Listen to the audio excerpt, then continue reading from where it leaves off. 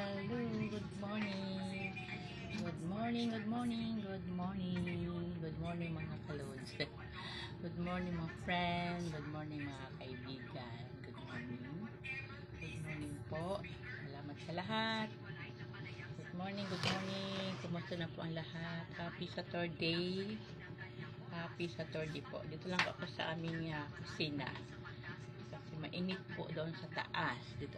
Wala pa kami aircon. Ayan, pag yumaman ako. May aircon ako. Good morning. Good morning po. Kumusta na po ang lahat? Lahat po ng mga trabahador, lahat ng mga drivers. Kumusta na po kayo lahat? Kumusta na po ang lahat? Nagpipray ba ang lahat bago po umalis ng bahay? Ang mga pinanayan, ang mga trabaho. Pray ba kayo sa mga lingguhan? Araw ng sweldo ngayon. Kaya, congrats sa inyo.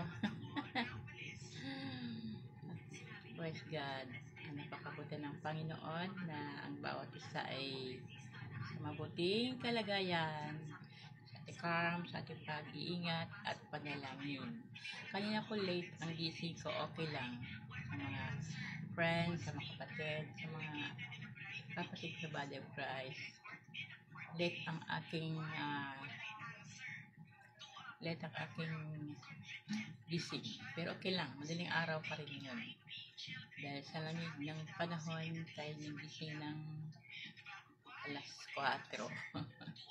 Okay lang, at kapag-pray pa rin tayo at kapag-prepare pa rin ng prayer. No? Bago umalis ng bahay, lahat po ay mag-iingat sa sarili. No? Para ang protection ng Lord ay palagi. Ang ating verse palagi sa unang Tesalonica 5:17 po. 1 Thessalonians 5:17, pray without ceasing. Yan po ating laging verse sa panalangin. Kaya lagi tayong manalangin. Katatayan, mananayan, lahat ng mga nagtatrabaho sa construction, sa mga opisina, sa mga pabrika, factory, lahat po nagtitinda, lagi pong manalangin. Lagi pong manalangin. Sa panahong ito, lagi po tayong prayer. Saan po? Sa ating Panginoon. Jesus Lord over us. Jesus Lord over my life and my family.